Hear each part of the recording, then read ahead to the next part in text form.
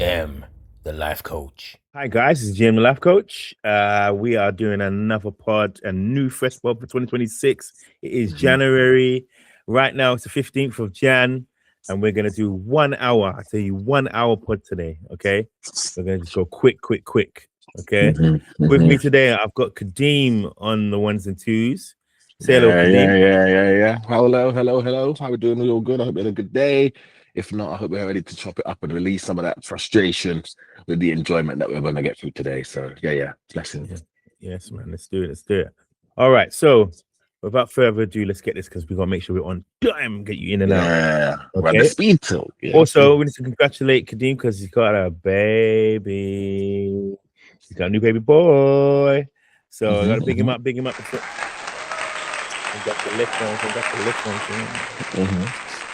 And also, for those of you who are new to our channel, this is the GM the Life Coach podcast. I am the GM the Life Coach. That's Kadeem Dunnins. He is an amazing man. Got loads of skills. Do you want to reintroduce yourself, please, to the masses? Yeah, please, for anybody who hasn't seen it before, I am a drama therapist and by profession and a youth worker, life coach, mentor, handyman, personal trainer, a little bit of everything and anything to help support positive energy, really. Today I'm just here to relax, kick back, and as you'll get to know, chop it up. So yeah. And he's just amazing person. And I'm the GM the Life Coach. I am a life coach, and I also teach drama. I teach vocals. I teach coach basketball, and I do a number of different things around that as well. So I'm also a tutor, as a one-to-one tutor in my day job. So a lot of different things that we do in this podcast. And other guys on the podcast, about 5 of us, also chip in and out. So you might get another person coming in, people coming in, might not. But we'll see how we do today. But listen, thank you for tuning in. Make sure you share, like, and subscribe, please. Share, like, and subscribe. And the main thing, comment. Let's get some comments going for 2026. All right. Okay, let's do this now. All right. First one. Kadeem. I'm gonna do one of mine, right? Because I'm gonna warm up with this. Okay, I'm gonna share my screen. Yeah. Let's see. And warm up with this. Okay. All right. So. All right, I want to tell me what you think about this, okay? All right. I don't know if you can see it. Yeah, all right. Okay. He's laughing already. Okay, so it says hygiene ratings shouldn't apply to Michelin restaurants, says food critic. Okay. All right, Michelin-starred restaurants should not have to abide by normal health and safety rules. Food critic Giles Corrins has said. The writer claimed inspectors needed to modernize after 2-star Yishinier, see, I did that really well, restaurant and rooms received a hygiene rating of 1 out of 5 after food safety officers visited on November 5th. According to the Food Standards Agency, FCA, that means major improvement. It is required at the site in McAllinnith, Caribbean, I don't know how to say that, Caribbean, which charges almost £500 per head. Can we just get that on the record there?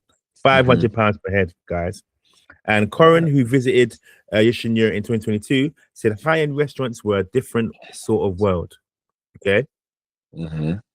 Speaking on Radio 4's World at One program, he said, "It is not little kitchens and pots boiling away, mimsy little things being placed on plates. He is cooking with fire. He stands there in his leather apron and is roaring like fireworks. You also conversely served quite a lot of raw food. He's talking about sushi, Japanese techniques." Corin said the rules should properly be modernized. The normal health and safety things, I think it's fair enough, don't really apply, he said. It's much harder to do. It's not about your fridge and have you put the roast chicken from last night next to the raw chicken, which can lead to bacteria. It's a different sort of world. They are clearly doing enough to prevent the spread of bacteria. But if you imagine a hygiene inspector in his white coat with his pen in his top pocket, expecting to see a neat provincial fridge, I can see that we would lose his mind. He would lose his mind. The Chartered Institute of Environmental Health Hold on. Sorry. Yeah, sorry. The Chartered Institute of Environmental Health said current risks, given the impression of food hygiene rules, were optional, subjective, or old-fashioned. It reiterated that they were not and existed to protect the public. No dining experience, however unusual or exclusive, sits outside the law, it said. CIEH's Food Advisory Panel chairman, Una Kane, said the institute was disappointed by Cohen's views, which included common misconceptions about purpose of safety food standards. Cohen suggested that the nature of the restaurant, which was the subject of a really low food hygiene rating, meant that normal health and safety things should not apply, said Kane. We are all appalled at the suggestion that it should be considered optional for certain kinds of restaurants to meet legal standards. Many restaurants offer a unique experience for diners while meeting the standards of food hygiene legislation. It's insulting to those restaurants to imply you can't do both. No food business should see itself as above the law. In Wales, it is mandatory for restaurants to display food hygiene ratings, Kane said. Yushin rating meant it was operating below minimum legal standards. She denied food hygiene inspectors were a tick box exercise, but critical to ensuring food was being handled and produced hygienically. Consumers have a right to expect that wherever they choose to eat, the same basic standards apply. That principle is non-negotiable. We welcome that the restaurant has recognized the concerns raised and is working so cooperatively with the local environmental health team to remedy the issues raised. Chef Ward, who was featured as a guest judge on MasterChef, the professionals previously said he was not embarrassed by the score. The restaurant said it was working at the highest standard in the world and doing nothing different, with how it approaches raw ingredients and techniques. So, what say you, Mr. Kadeem? All right. Before we start, I think there's some background noise. I don't know where it's coming from. It's like a sound. I don't know where it's coming from. Is there like something in your room that's making noise? I can hear it in my headphones. Let me. No? I can't. I don't know. Let me. Hold on, wait. Better? Yes. Cool. No, I can do it. I can hear it, but don't worry. All right, cool. Yeah, I can't hear. I don't know. I'm silent here. But all right. What say you about health and safety? My first response to this is would you want to eat at 1-star place? Yes, no, I'm joking. No way. So it's not good fun. So I think there's not too much to discuss. If they have to display their rating, okay, cool. Like it should be down. They just need to publicly and openly display the rating, and then leave it down to the discretion of the consumer. If they want to go in there after they've seen clearly that it's a 1-star, it's a 3-star, it's a 5-star, cool. But if let it be up to and at the discretion of the consumer. But don't try and just because somewhere's a 1-star, force them to close down. Well, that's probably a good thing as well. I ain't got no issue with that because, like I said, I'm not looking to eat at 1-star. So if someone wants to take them out, but if in this case we're talking about Michelin star restaurants just not being graded in the same way or seen as because even then I'm not sure why they can't step it up to that level. But again, like. Then all right, leave it up to make let everybody make it. This is like again, I think put more policy in place and say from the get-go, this is a 2-star establishment, kind of like hotels. I mean, Michelin star hotels, star restaurants. They should go for health and safety and have a food and hygiene like everybody else. I don't see why they should be above it just because they're ranked higher and all their food comes out, glistening the same thing every single time. If it's a 2-star, 1-star, 10-star, you should all have to go through the same thing. Real talk. Yeah, exactly. That's what it needs to be. I agree.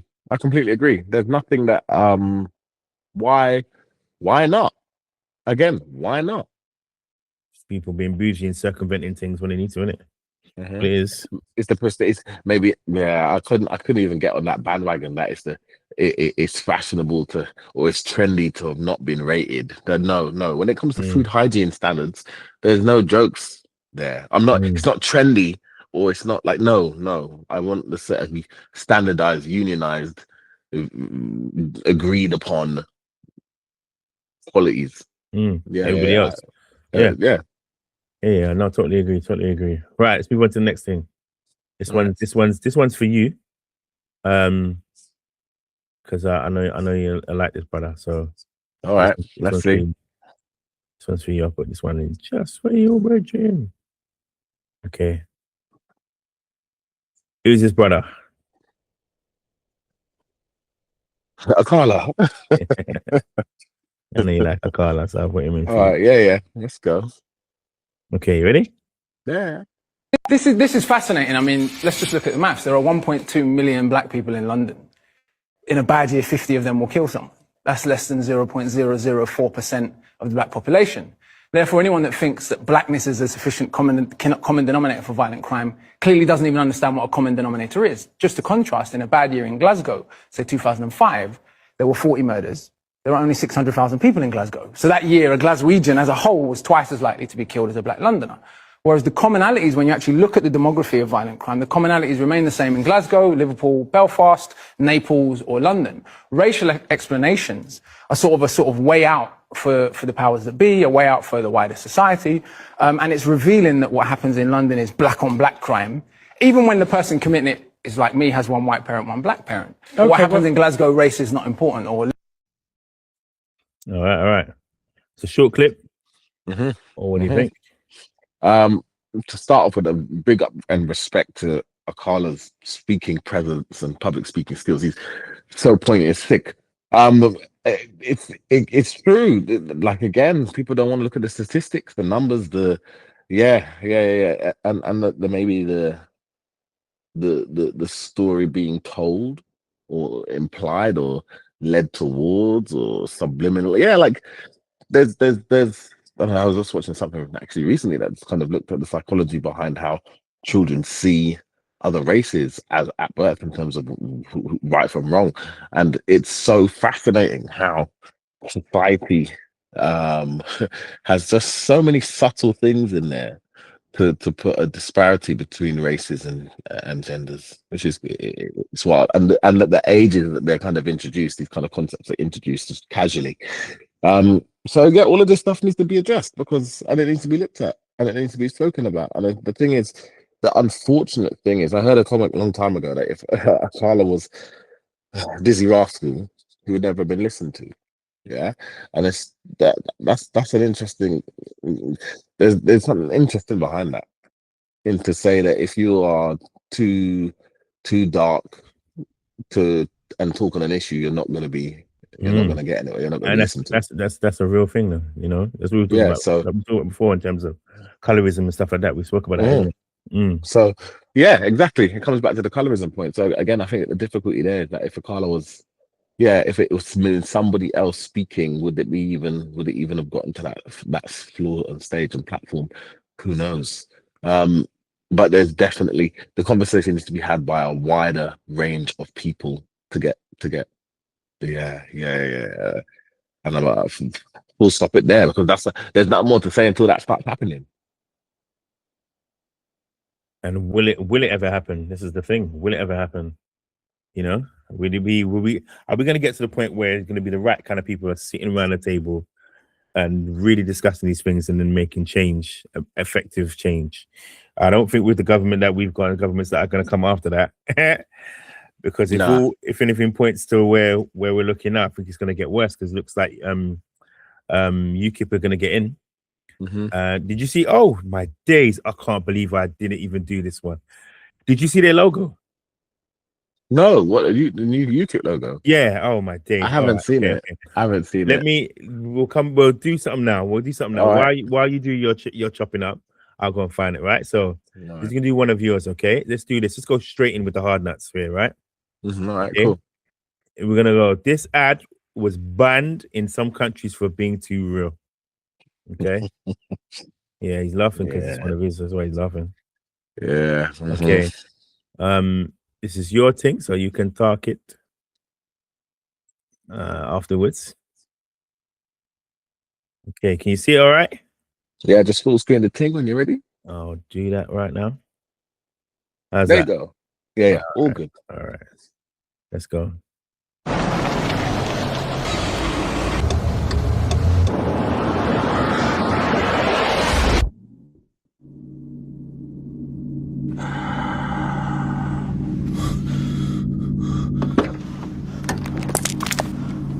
Mate, oh, I'm so sorry. I thought there was time. He's just pulled out. I don't have time to stop. Well, come on, mate. It was a simple mistake. I know if I was going a bit slower. Please. I've got my boy in the back.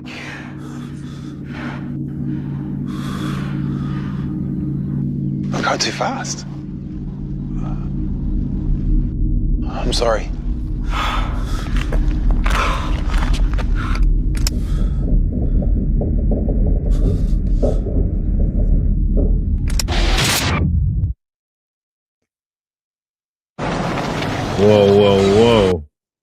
Whoa, Manelli, that was powerful. Hey. All right, tuck the thing. Let's go. Tuck the thing. Come on. All right, so I am quite. I don't know. I always end up finding myself falling down the rabbit hole of banned adverts or global adverts that have been banned, whether that be commercials or awareness videos, and often you get a lot of drink drive or driving awareness videos that are quite controversial. Yeah, I can think of many over the years, and I stumbled across this one. It's an Australian advert that was banned, again for being a little bit too intense and kind of shocking the general population. And I think that's, from my perspective, I think that means those are the best ones, right? Surely that's what you need. If it is causing that level of upset and distress, that means you've done well. And I don't think that there should be banned or there should be any shade kind of thrown at that piece of art, really, because it's raising awareness in a way that is emotive and visceral to the intended audience, really, isn't it? Something about driving safety is applicable to everybody, whether because everybody is at least a pedestrian, isn't it? So an absolute minimum. I thought that love the imagery. I love the imagery of it. I love the, trying to reason with him. Look, man, can you just like slow down? Like, it's like, sorry, man, I can't. What do you think got it banned? What do you think got it banned? I think it's just probably the push maybe too far was the look back to the child, because then the look back to the child with the intensity of that crash, that juxtaposition of was lovely. Like you say, you're really in like, okay, cool, we've had a nice little bit of drama, now back to the realities of road traffic accidents and road traffic collisions. Yeah, it's unfortunate, but it's very good, very, very good. That's an Australian advert, right? No, it's really, really good. Right, okay, so I'm gonna have to just share the screen. Right, so let me show you this UKIP thing, okay? Yeah, let's see. Everybody else, you're gonna have to bear with me because I tried to do something, but it's not working at the moment, so I'm gonna have to just do it like this. All right, let me share this one here. Okay, this one. All right, so this is the new logo here. Can you see it? Yeah.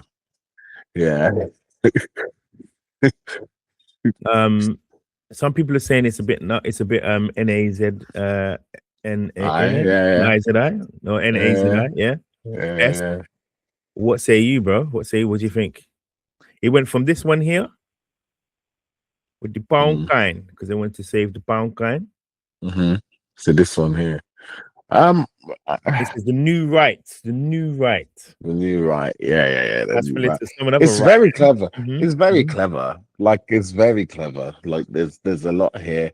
Imagery is fascinating in it because they're playing with quite a lot of imagery in the logo. there's a lot of symbolism in this logo. So disguising one controversy and amongst others is interesting, because again, let's say that's it in red now, and it looks it paints a different picture, or maybe a different primary image is what comes to the forefront. And that's what I say, it's really, this is fascinating marketing, and it's just to get people's attention, to drive traffic, and to, I don't know, you could have a big discussion about what this is trying to do and the purpose behind this. Is it trying to appeal itself to a certain demographic of people, right? Who are let's not sit on the fence with it, who are basically the far right are basically lots of white supremacists, aren't they? A lot of them. Not all of them. But the logo suggests that this is the new right. The new right way. The new right way. Looking at a new out. So that it might just be your unconscious bias to think that they are going to come with the old, or this stigma. Maybe never attained this stigma, unwanted stigma. Maybe they're trying to get rid of the old year, right? Exactly. There's a new guy who's defected. Sorry, I'm choking here. Sorry, one sec. Bear with me. This what happens when you have chocolate before you start. Hold on a sec, Paul.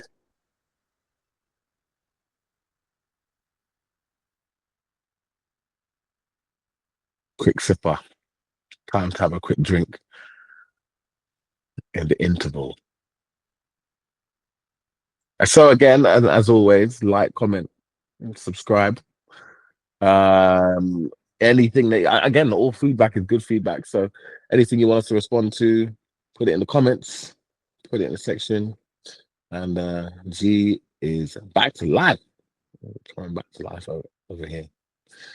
Yeah, so yeah. Let's see. Ooh, jeez, man. Right, anyway. Yeah, there's a guy who's defected from the Tories and gone to the Reform group, or UKIP, sorry, Reform, UKIP, whatever they want to call them. Whatever. Yeah. The same people, in it. Generic, it's a guy named Generic.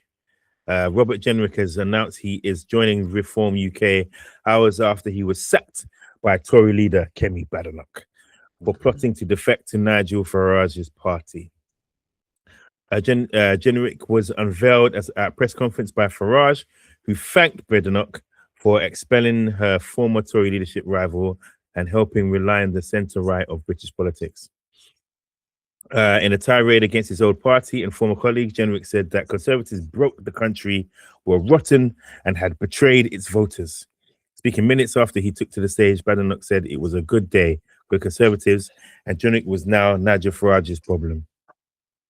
Oh, so he's got bigger. So he might, looks like he might have bigger ambitions. Yeah, he believes there's more to it. There's more to it there than wow. Wow.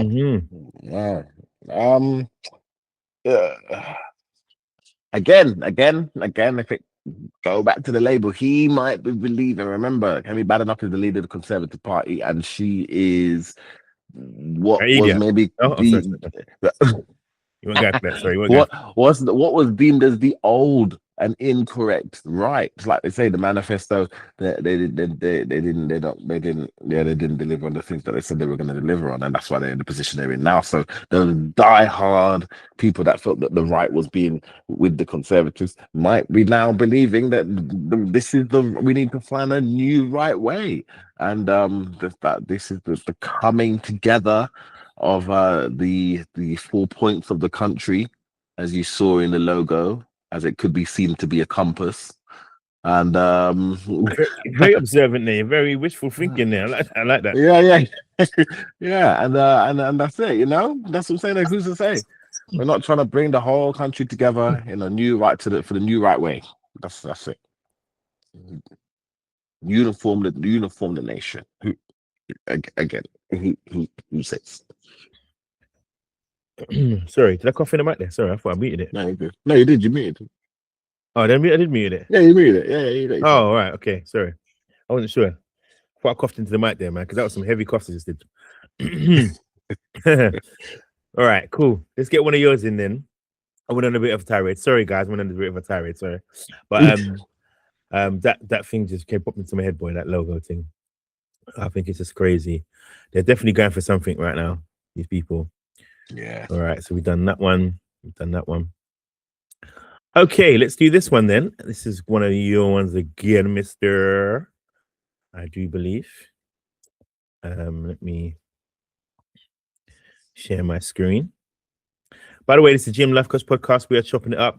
It's myself, GM Life Coach, and Kadeem, who are chopping up today. Please share, like, and subscribe, and comment to anything that you've seen here, anything that bugs you. If it's Nigel Raj that bugs you, if it's an advert that we saw that's kind of hard-hitting advert, and why you think it got banned, put that in. Like, say whatever you think, man. Let's go for this. Yeah.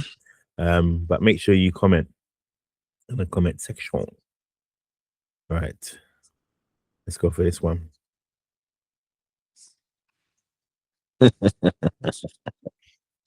Okay, Kadeem's already laughing. That means it's good then. All right, let's go.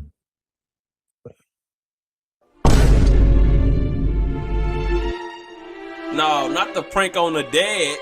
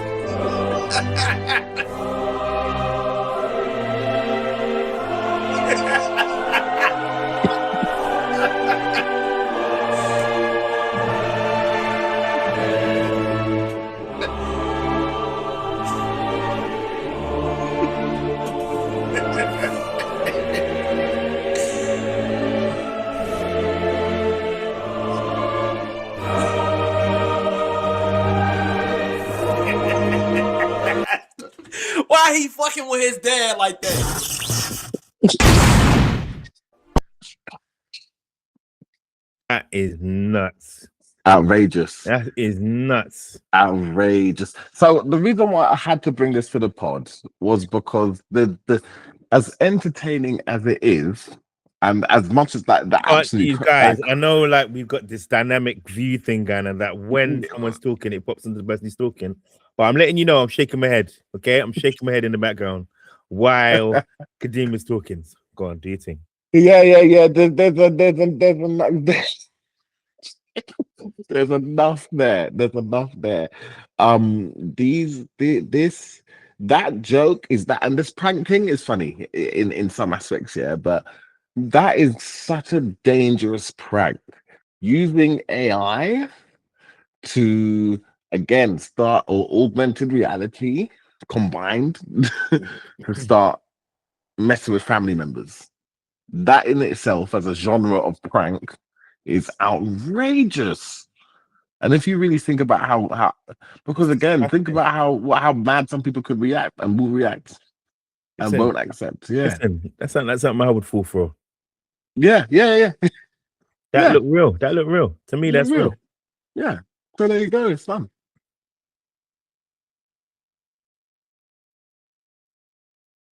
Bruh. That's my son, you know. Watching I catch him, I swear down. What, you don't see the joke? You don't see the joke? No, I don't see the joke, bro. I don't see the joke. I don't want to see the joke. Mm-hmm. No, it's rude, man. It's rude. And then what's this? The Lulu AI. Yeah, it's like another video generator. Image generator. All right, we're not promoting it on here, but I'm gonna check it out. Okay, cool. For research purposes. Yeah, research purposes. Everybody that knows me, if you get any prank thingies from me, then you know why, yeah?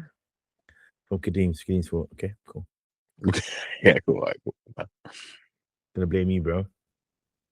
Our next one, because we ain't got time. We're here for a short time, not a long time. So let me do this one.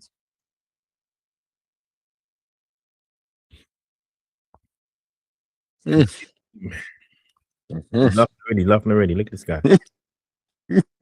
Laughing already. Full screen the thing. And then let's see. All right, ready? Yeah. So you know how F stands for female and M stands for male? Yeah. Then how come we have father and mother? They switched. Why did they switch? If women are always right and men are always wrong, then if a man says a woman is right, is he wrong or is he right? You realize you can get detained in the gulag for asking that question. If bodybuilders can't use drugs in competitions because it's considered cheating, then how come makeup is allowed in beauty content? Hey, No, we're not allowed to. So you know how wait.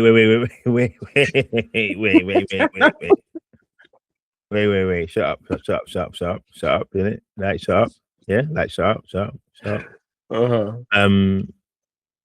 Like, why did he just jump into my head, fam? Why did he just jump into my brain? What jumped into your brain? What he asked in terms of the makeup and the ting. Right, yeah. These are valid and factual. if bodybuilders can't use drugs in competitions because it's considered cheating, then how come makeup is allowed in beauty content? That's cheating. Exactly. That's cheating. So it's true. Exactly. It's true, isn't it? Like, exactly. Why are you allowed to use makeup and people can get extension to their Extensions and all that, and facial and all this thing and BBL and this thing, but bodybuilders can't use muscle enhancers or whatever they want to call them. Yeah, but if it's supposed to be a beauty contest, shouldn't it be natural beauty, not enhanced beauty or fake beauty or cosmetic beauty, or isn't it? That's an interesting, because remember bodybuilders have to be natural, isn't it? So the same thing, should beauty contestants not be natural? Well, a lot of them bodybuilders ain't natural, so yeah. And then, let me play this thing. Let me play this first two again now. So you know how F stands for female and M stands for male? Yeah. Then how come we have father and mother? Can you ask this one, please, Kadeem?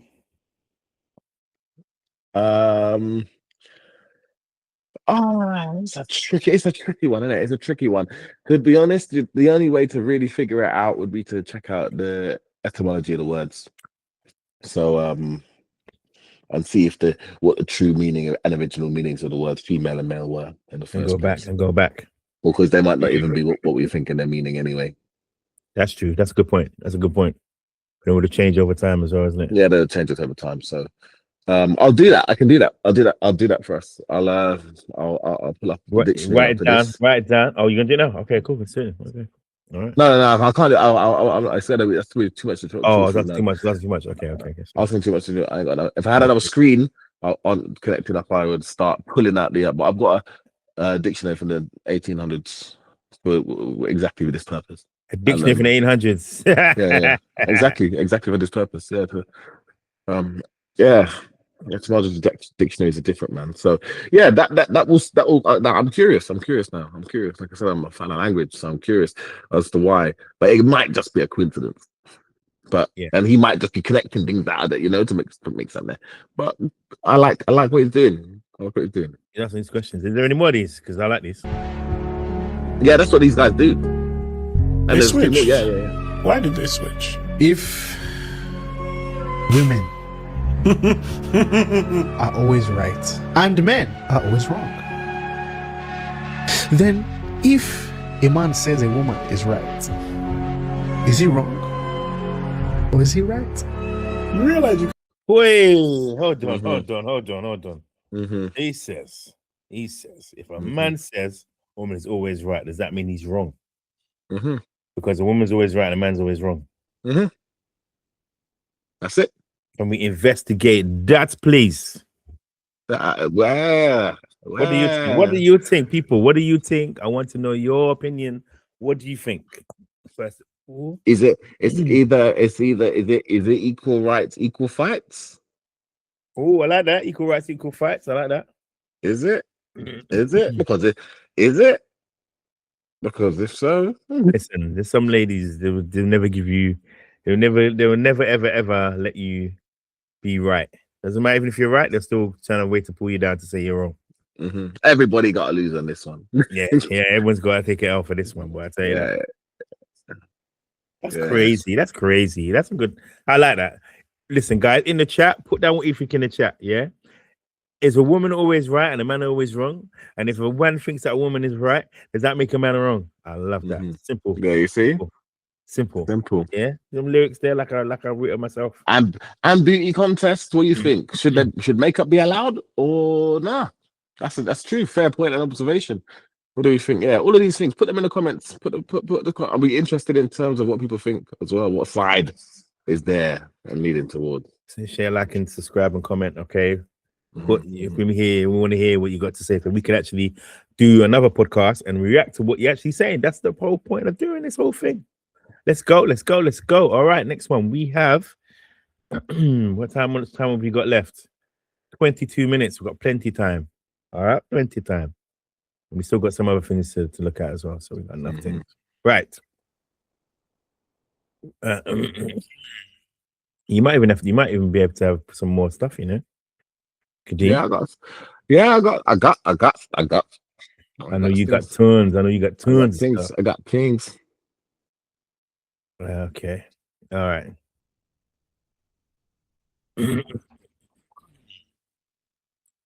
We are only here for a short time, not a long time. We're not doing a long podcast today because people have complained that our podcasts are too long. So we're gonna shorten them somewhat. But we might do a long one every now and then because we like long ones when we do like a big cast of commenters.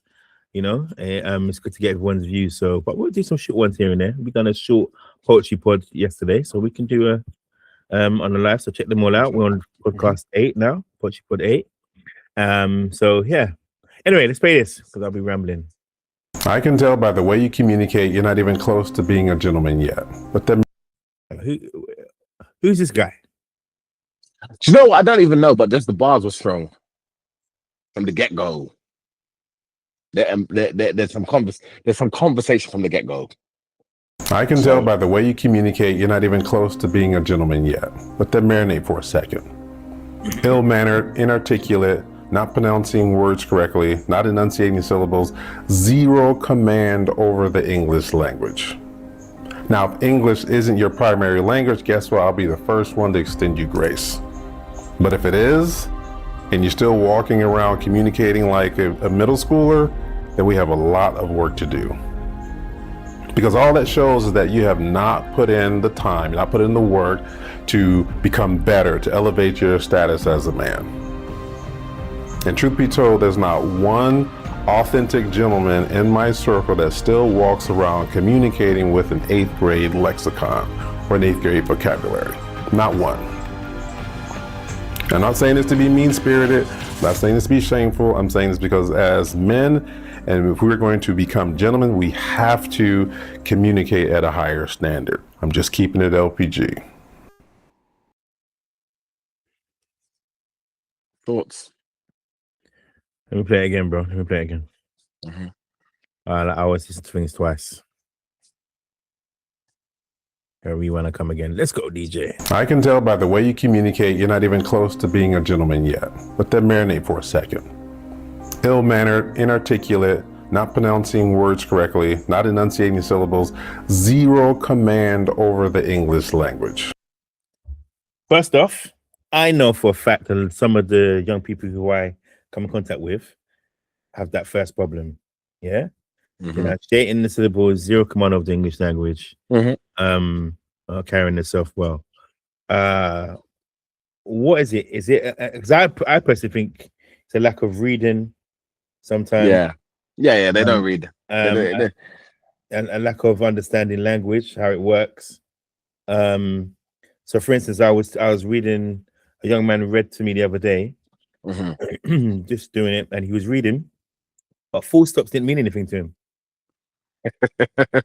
So that was one commas long. to him. He was one long sentence, bro. He wasn't. It wasn't just that he was reading it without the full stops.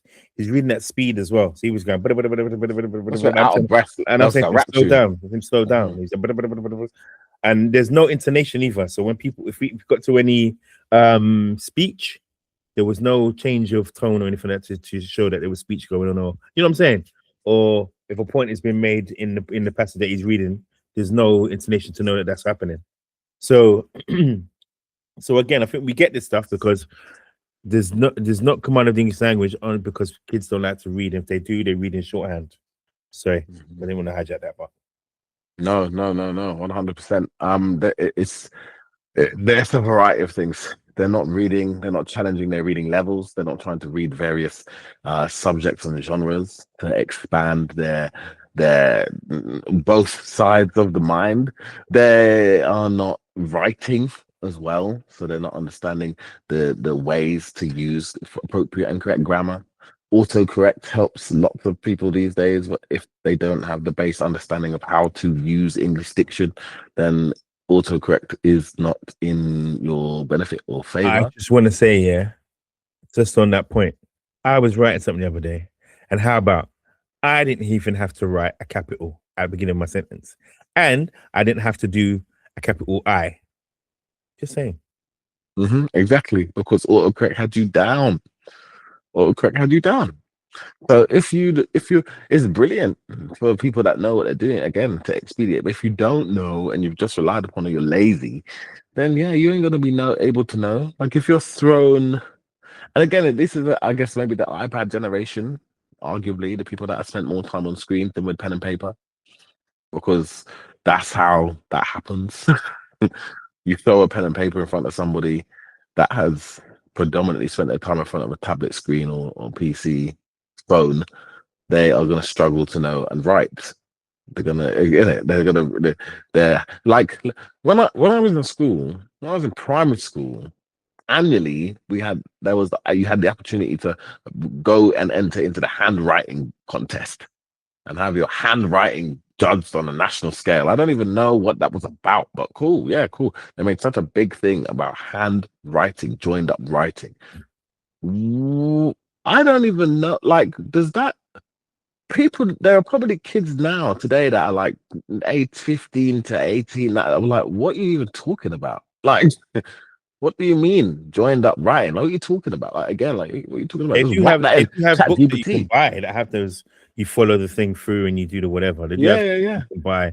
I don't know if they do it explicitly in schools anymore. I'm not sure. I don't know. That's what I mean. I don't like. I don't know. I don't like. No. Because someone's talking to us in the comments. I don't know if they do, but let us know if they do. But I don't know if I don't know if they do. And that's the question. I don't know. Like, what do you think? Would you say there's a waste of time with kids using pen and paper like that? Would you rather them know how to do code, for instance? Good point. Because we're getting to such a digital age. Yeah. Like, is it better to know how to command an AI script and text than it is to be able to write in with the quill pen, or just the pen in general? Any pen. Yeah, it's difficult. It's difficult because I think if you're old school, like myself and yourself, then you'll be like, well, have been able to write a letter, it's a good thing. Being able to write a letter is a very good thing. And then some people will say, but there's no point because people do emails anyway, and they send stuff email. They hardly write a letter these days. Yeah. And you got autocorrect and also got ChatGPT and all these other things to help you. You know what I'm saying? Even if I'm writing an email the other day, and it's telling me, voice to speech, good. Voice to text, all of that. Yeah, voice to text. And it's telling me, do I want to change what I've written? I'm like, bro, like, I thought this is the greatest thing since sliced bread. What am I want to change this for? Exactly. And I go, actually, I might want to use that still. You know what I mean? Yeah, you see. And all it is going to do is just make people very lazy, or it's already made people lazy. It's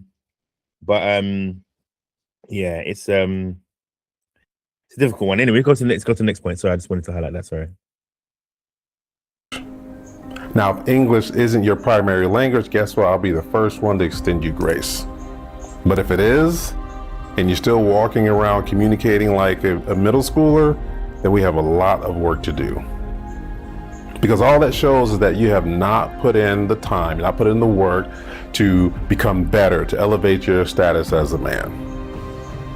And truth be told, there's not one authentic gentleman in my circle that still walks around communicating with an 8th grade lexicon or an 8th grade vocabulary.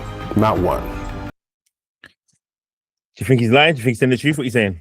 I want to just come back to a point that you made about the fact of needing to be better in order to elevate your status as a man. I don't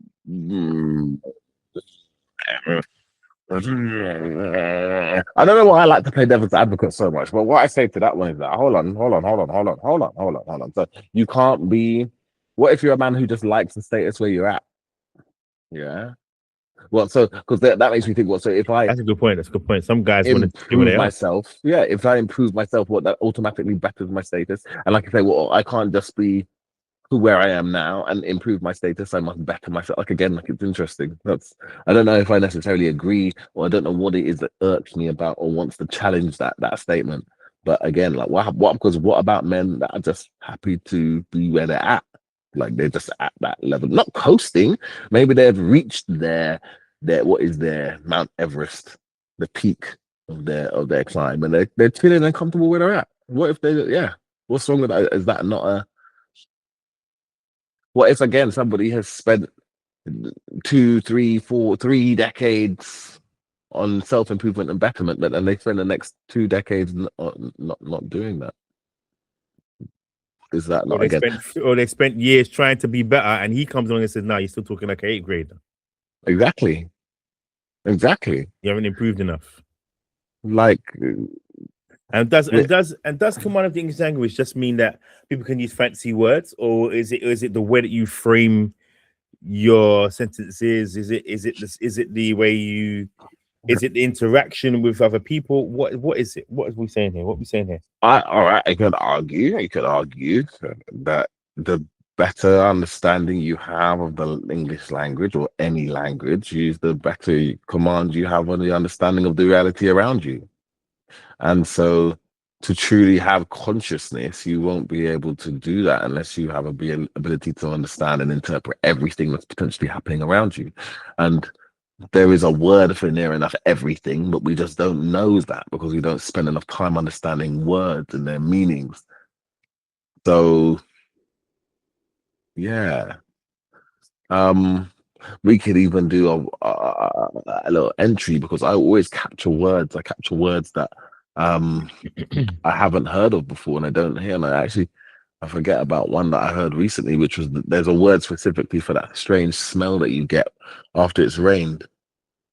You know when it just drizzles a little bit and then it gets that damp, danky smell.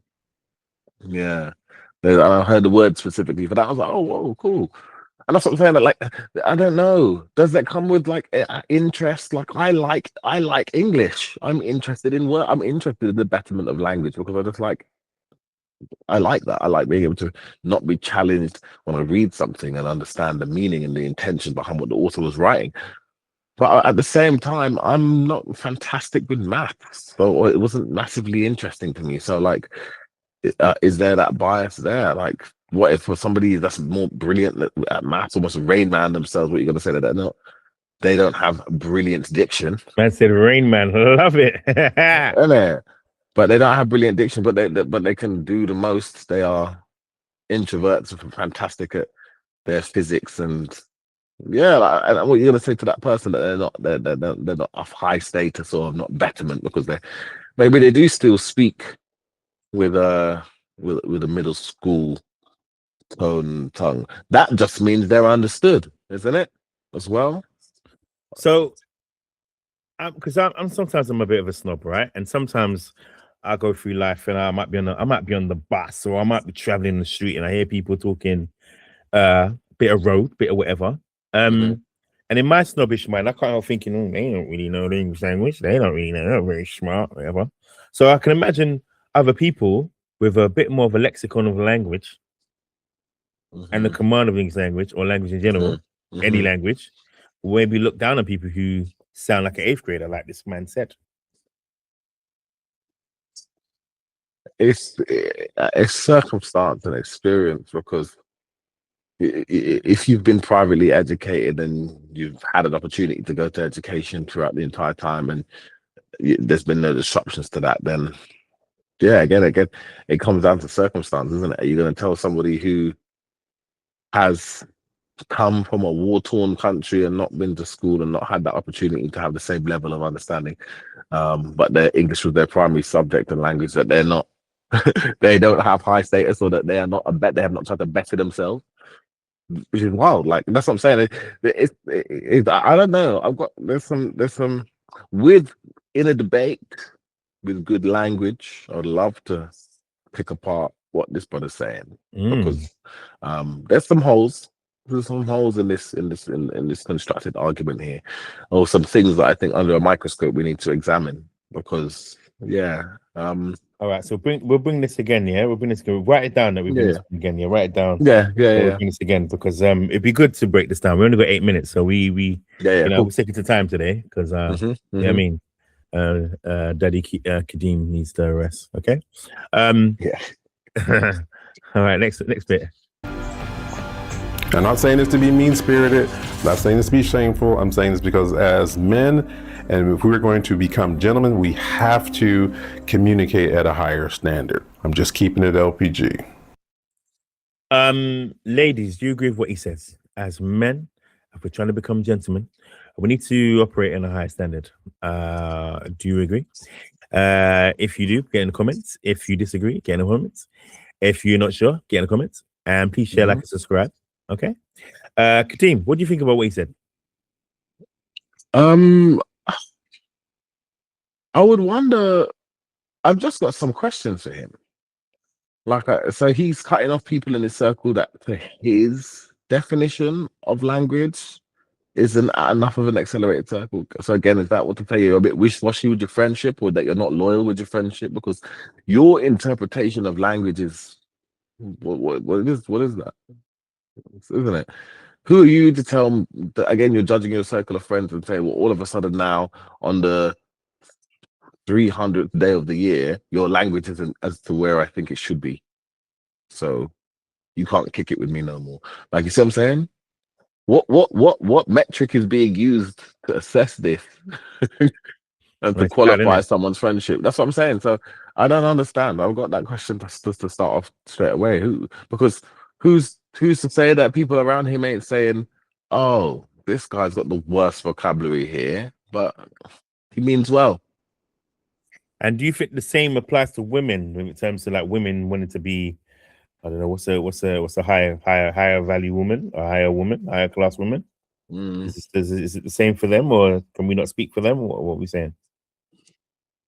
Oh, ladies, what do you think? Ladies, what do you think? Because Kadeem's stuck.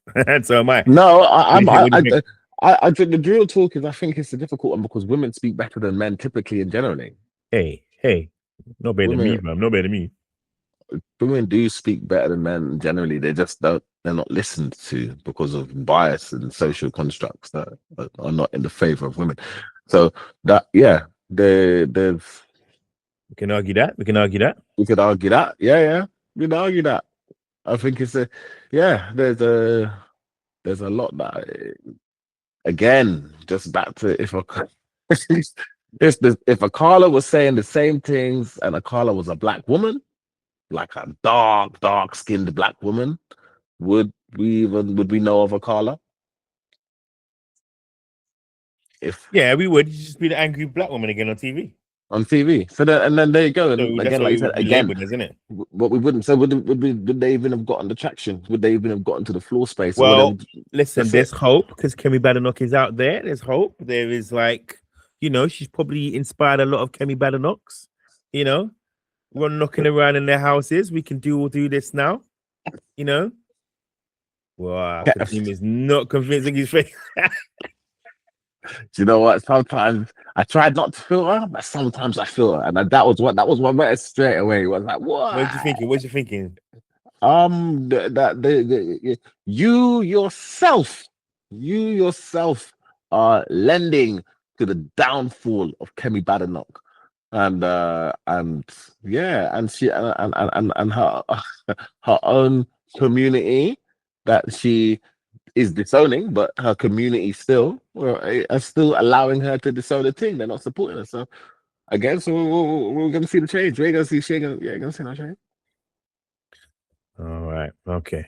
Well, I'm gonna have to say when it comes to that woman. You see exactly. So why are you not supporting her? Why not supporting her? I'm supporting her. I'm supporting her. I ain't supporting no Kimmy Better Not. Right, I'll tell you what. Next podcast, for the video that I've just sent you, there is another video that is brilliant to follow it up. So next time we do that one. And what we got here? Fine. Right. Oh yeah, I saw this. Yeah. The last thing we're gonna do, because we got a few minutes, right? So, speaking of politics and Kemi Badenoch and all these things trying to run the country into the ground, Starmer does not rule out backing social media ban for under 16s. Okay. You know that Australia's banned on their ban, right? And so they want to do one over here. Okay. Prime Minister Keir Starmer has not ruled out banning British under 16-year-olds from social media, saying all options are on the table. He said more needed to be done to protect children from social media, and that he was watching what is happening in Australia, where a ban has been recently introduced. Privately, many Labour MPs and officials have said that they expect the UK government to follow Australia's example. Next week, the House of Lords is set to vote on proposals for a ban, which, if passed, could see pressure grow on the government to act. Last week, the Conservatives announced that they would block under 16s from social media platforms, as well as prohibiting smartphones in schools if they won the next election. Tory party leader Kemi Badenoch said addictive social media apps correlates quite strongly with a rise in mental health problems among young people. Labour Great Manchester Mayor Andy Burnham, big up Andy Burnham, has said that he agrees with a lot of what Kemi Badenoch is saying. I'll take that back now. On social media use. Earlier this year, Meta announced it had blocked around 500,000 accounts on its sites, including Facebook, Instagram, during its first week of compliance with the new law in Australia. Asked if he could back a ban in the UK, Keir Starmer said, "We need to do better. We need to do better to protect children from social media. We're looking at what is happening in Australia. All options are on the table in relation to what the further protections we can put in place, whether that's under 16s on social media or an issue I am concerned about, under 5s and screen time. Children are turning up age 4 at reception, having spent far too much time on screens." Problem is, though, I don't know what he can do about that, because we all know that a lot of the time they're in the screens because they need to pacify the kids who are going on crazy, or on the bus, or in the house, or wherever they are. Anyway, Kadeem, what say you as a proud dad of 2 kids right now? Yeah, this is exactly the point that you got to go back to. Half of them ain't getting them screens. Them 5-year-olds ain't picking up them screens by themselves, or access to go to the shop and using the country's currency to exchange for the consumerist goods. No, they're not. It's the parents, because they don't want to parent. They want to, like you say, pacify, and that in itself is half the problem. I saw a video recently where somebody said to me, somebody was saying. But it irked me so much, because she was bragging that she had her kid with the iPad at 9 o'clock in the restaurant, and was saying, "You're welcome to everybody. You're welcome, because you lot are getting to have a nice quiet meal. So don't come. Remember when you're gonna start judging people for me because I've got the iPad and my kid is quiet." Yeah. No, she's literally saying this to everybody who's in the restaurant. Then don't remember when the next time you're going to start trying to take anything to anybody with a child that's looking in the iPad, remember that look now. You don't got no issue with it because my child is quiet. And I was like, that is wild. Imagine they're going out for a meal and somebody starts popping off like this. That's wild. Listen, that's wild. They have to come out the team. Get out. Yeah, so Get out. this again, like policing screen time is never gonna like that. In order for that to work, the level of control on devices, yeah, and from a top-down level, it would be ridiculous. From parents down for everything when they're young. No.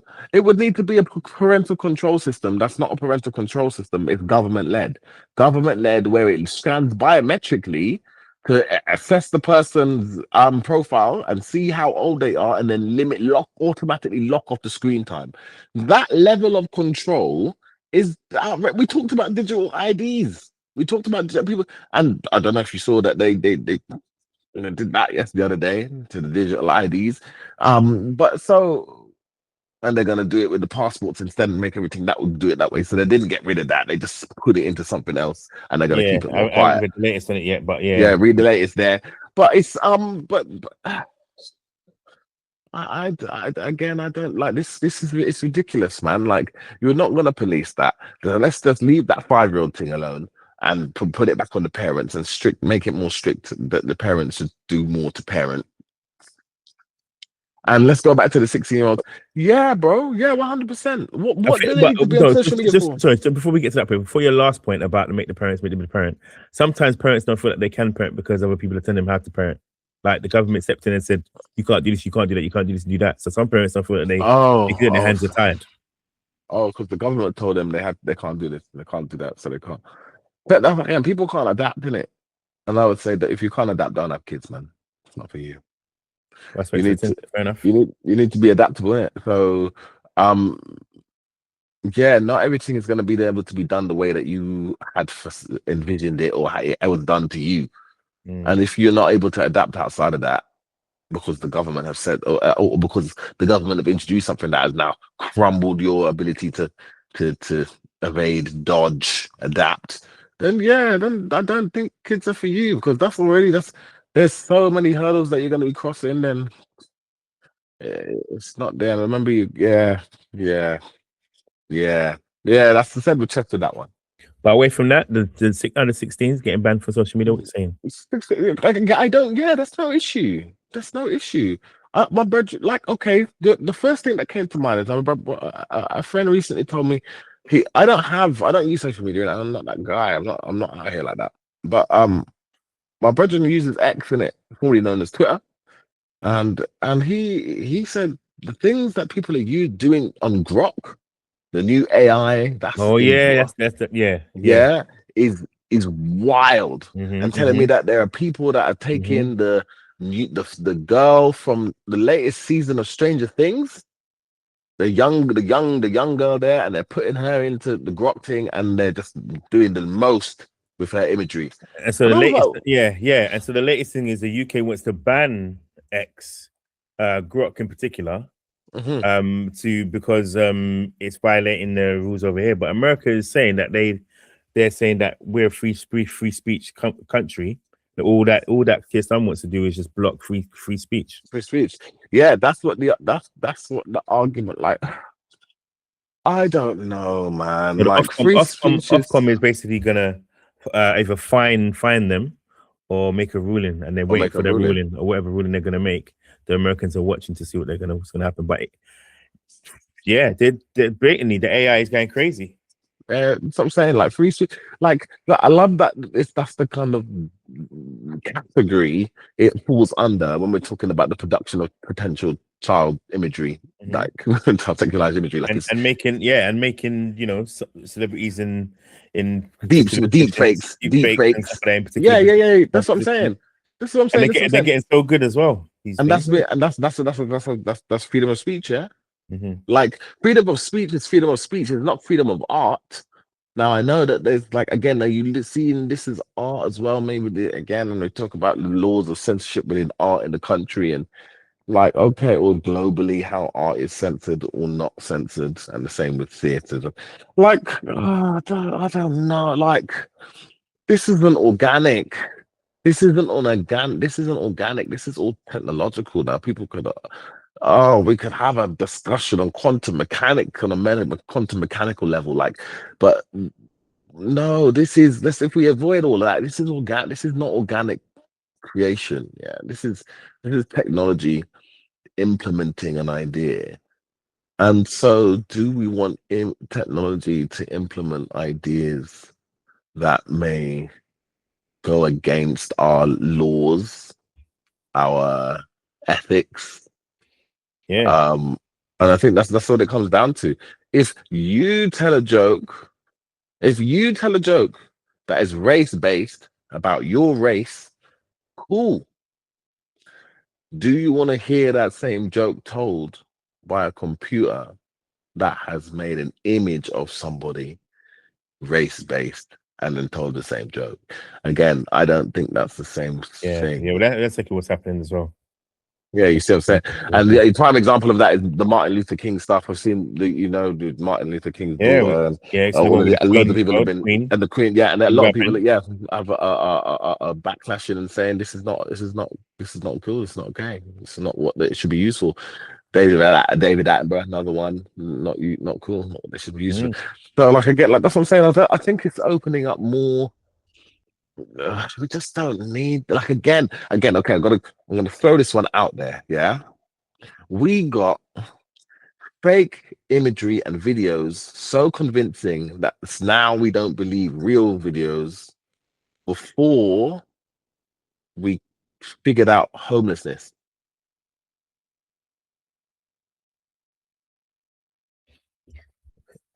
You know what? Big point there. Gunshot in the air, boy. Sorry, I don't believe in guns. Sorry, so no guns, but you know what I mean. I think that was good point. Good point. But that's what I'm saying. It's just the whole thing. But the good thing about that though is at least now we're pausing. Like when we used to see something, we go, "Yeah, it's real. That's it. It's got to be gospel." At least now we're going, and we're kind of thinking and waiting and seeing if it's actually true before we actually. But now, sometimes. I think from maybe September 25, people don't believe nothing. The first thing you hear everybody say, "Oh, that's AI. That's AI. That's AI." That's literally the go-to tagline now. That's AI. That's AI. I mean, I watched a video yesterday with this. I posted it on my WhatsApp actually, and this guy was in a somersault. He must have fell off. He wanted to impress his girlfriend and jumped off the thing, and he landed on the floor. He landed on the floor. And he got up and he walked off. He was in pain, but the way that he got up and walked off, was like, what's that? Could be AI. But I watched it about 15 times in a row, and I'm thinking, no, but it looks good. But then it's AI. I mean, what I'm saying, you're fried. You're fried. I don't know what's going on? They've got you. It's done now for us. It's done. That's what I'm saying. Now this whole 16-year-old thing, with them being able to decipher what is real and what's not real, they need to be banned off social media, friend. There was a good comment made that I heard recently, and I think I subscribe. There should be social medias and a YouTube exclusively, or YouTube equivalent exclusively for AI content. There should be a global ban on the ability to mix real media with AI media on the same platform. So if you, how do you ban it though? How do you ban it? No, so put in so for instance, how they have how there's sanctions in it. If YouTubers they are at the moment, if they're found to be putting up anything AI related from any of the AI videos, then they get a fine. Then they get a heavy fine, and then that would encourage them to open up, I don't know, ATube, which is AI's YouTube, which is where all the YouTube. ATube. Yeah, Lord and biscuits. Your mind went there. Your mind went there. I'm thinking about an alternative AI-led streaming viewing service. You know what I'm saying? Hold my hands up. Hold my hands up. Fair enough. AI-led YouTube. That's what I'm thinking. ATube, bro. Where's your mind going? I don't even know where it went. Right, the time is up. So we can't debate it. Yeah, we're there. On that note, that's where we end. On that note, with me going ATube and going, oh, my brain obviously like, yeah, sophisticated brain of mine. Mm-hmm. Where's your brain going? I was like, listen, guys, I'd like to thank you so much for watching this podcast.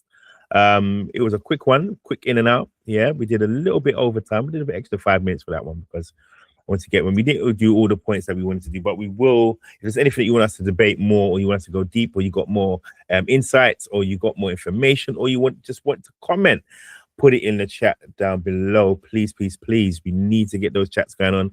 Can you get our likes up, please? Get our likes up. Let's get at least 20-something likes on this video. Let's do this. If you use it, doesn't cost anything. Just put the likes on. Let the algorithm to send it around YouTube so we can get more and more subscribers. Okay, we're at 153. We've come a long way, but we can get to. My aim now is to get to 170. So let's go 170, guys. Let's do it. Let's do this. Okay. Kadeem, I'd like to thank you for your time on this pod. Do you want to say anything? Just as always, man, I hope you lot enjoyed. I hope it was a chance to distract you from the stresses in life. I hope you can relax and sleep well and take some of those stresses off yourself to wake up well and refreshed in the morning. So, yeah. Until next time. Me like it. Right, guys. Share, like, and subscribe and comment. This is the GM Life Coach podcast, and we're out. Peace. GM, the Life Coach.